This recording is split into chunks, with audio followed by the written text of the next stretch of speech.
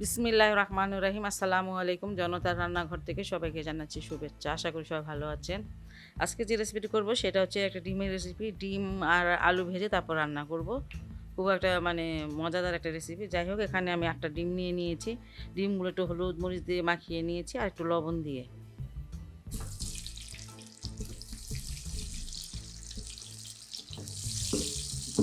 হালকা একটু ভেজে নেব।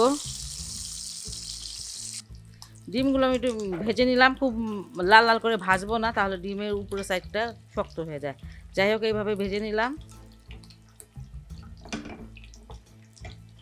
এইভাবে ডিমটা খেতে একটু নরম লাগে, আর বেশি কড়া করে ভাজলে পরে ডিমের আবরণটা শক্ত হয়ে যায়।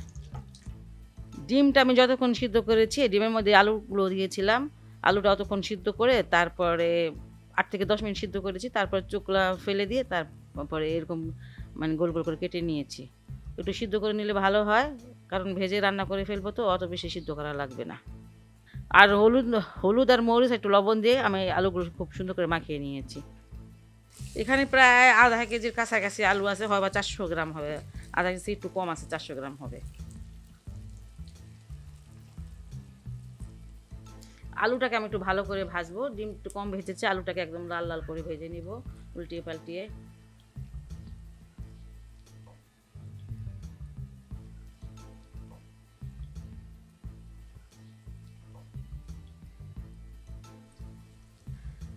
আলুগুলো আমি উল্টি পাল্টি খুব ভালো করে ভেজে নিয়েছি, দেখেন।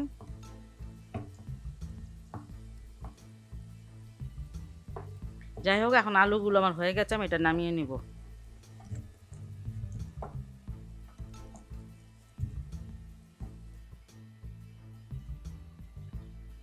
আলু ভাজা ডিম ভাজার তেলটা আমি একটু বেশি করে দিয়েছিলাম, এটা আমি দিয়ে দিব। এটাতে এই তেলটাতে একটা ঘ্রাণ আসে, বেশ ভালো লাগে খেতে।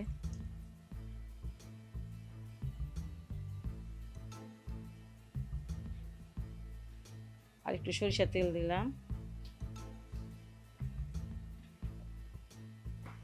এখানে ছোট একটা তেজপাতা দিয়ে দিলাম, খুবই ছোট। দুটা দারচিনি দিলাম, আর ছোট ছোট 3টা এলাচ দানা দিলাম। একটু ভেজে নিব। খুব একটা বেশি গরম মশলা দেওয়া যাবে না, কারণ ডিম তো গোশতের মতন দেওয়া যাবে না, তাই অল্প দিলাম। এবার এখানে 2টা পেঁয়াজ কুচি করে রেখেছিলাম, সেটা দিয়ে দিচ্ছি।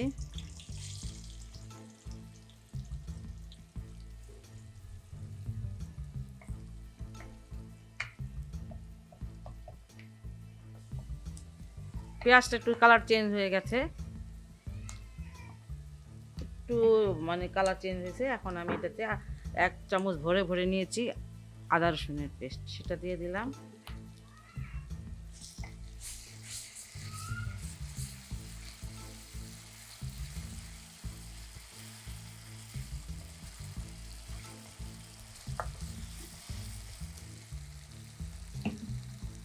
আর এখানে আমি 2টা টমেটোর ছোটো ছোটো 2টা টমেটোর আমি পেস্ট করে নিয়েছি, আর বড় যদি হয় একটা দিবেন। এটা দিয়ে দিলাম। হলুদের গুঁড়া আধা চামচ, সেটা দিলাম। মরিচের গুঁড়াটা 1 চামচ। ধনিয়ার গুঁড়াটা 1 চামচের থেকে কম। খুব ভালো করে এটা কষিয়ে নিব এবার আমি।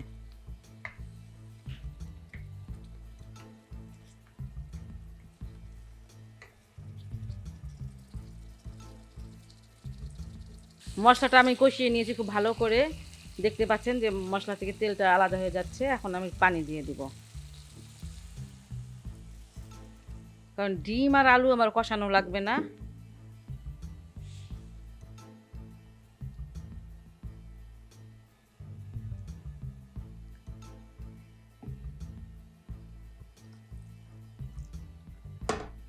লবণ আমি কিছুটা দিয়ে দিচ্ছি। ডিমে আর আলুতে লবণ আছে আমার, পরে লাগলে পরে আরেকটু দিব। আর একটু বলক আসলে পরে তখন আমি ডিম আর আলুটা দিয়ে দিব। আমি এটা ঢেকে দিলাম, একটু বলক আসার পরে তারপরে ডিম আর আলুটা দিব।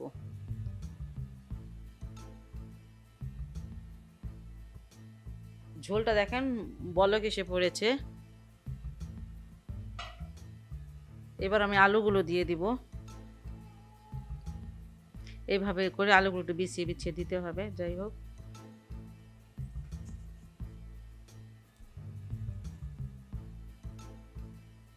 এবার ডিমগুলো দিয়ে দিব আমি। তরকারিটা ঝোল ঝোল থাকবে, কারণ 8টা ডিম 8 জন খাবে, একটু ঝোল তো লাগবে। আর এটা ঝোলটাও ভালো লাগে খেতে, মাংসের একটা ফ্লেভার আসে, ভালো লাগে এই জন্য। জিরাটা আমি দিয়ে দিচ্ছি, এখানে আধা চামচ জিরা আছে, এটা মানে ভাজা জিরার গুঁড়া।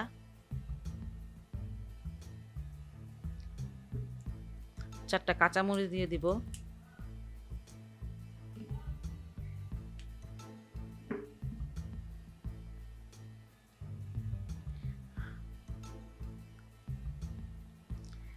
শেষে যখন নামাবেন তখন তার আগে একটু দেখবেন যে আলুটা সিদ্ধ হয়েছে কিনা, সিদ্ধ আলুই, তারপর একটু দেখে নেবে। এটা এখন আমি ঢেকে দিব।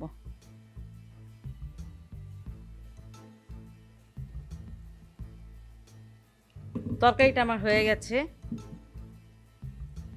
এবার আমি কিছুটা ধনিয়া পাতা দিচ্ছি, আপনারা ইচ্ছে হলে দিবেন, আর না ইচ্ছে হলে দিবেন না। ধনিয়া পাতা ছাড়াও খুব ভালো লাগে। একটু যে হ্যান্ডেলটা ধরে একটু ঝাঁকিয়ে দিচ্ছি।